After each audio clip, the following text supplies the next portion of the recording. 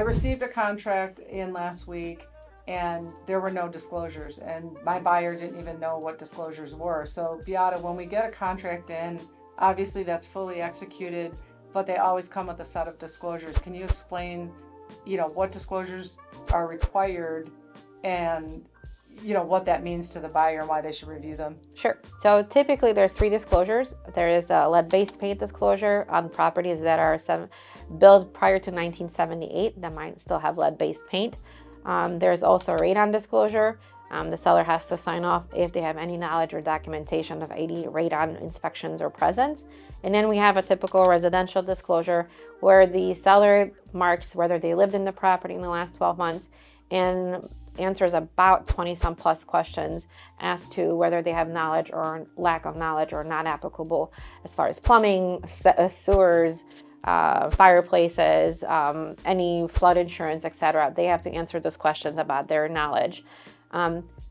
Most transactions require them. There are certain exceptions.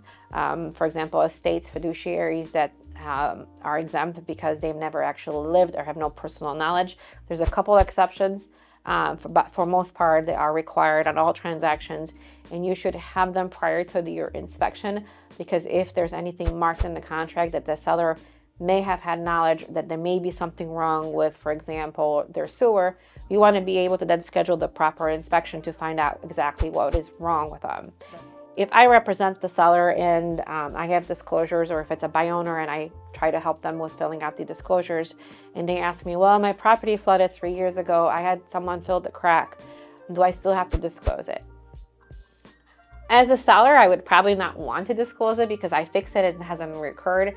But as an attorney, I always advise it can't hurt to say, hey, I had a crack, I filled it, and there's a little couple lines for explanations and you can say, I did it in 2005, I filled the crack, I have a receipt, this is what happened.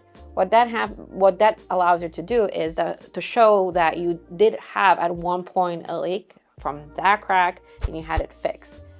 Sometimes those fillers don't work the right way, or a new crack develops. But as long as you disclose it, that something previously happened and you never had a reoccurrence, you disclose that you had an issue that was repaired. The farther away you move from the repair, the less likely you are to disclose it. But the closer, for example, if I had it 6 months ago, I would definitely disclose it, because things happen and you want to make the appearance and you want to be honest about and upfront.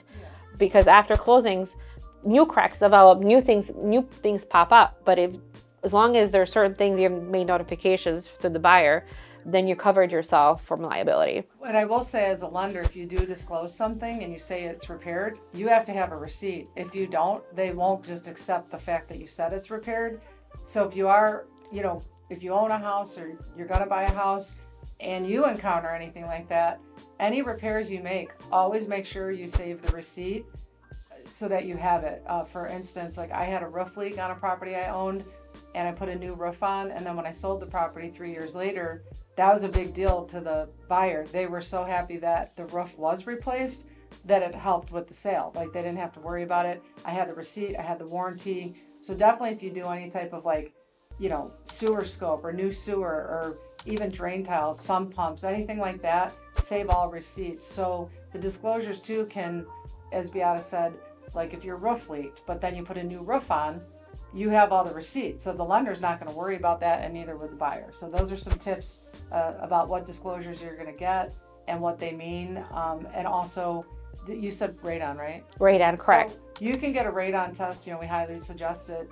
Most houses can contain radon, and there's certain levels that are considered acceptable. And the test only takes a couple days, and it's a pretty easy mitigation. If you do find out the levels are high, it's not that expensive to put in.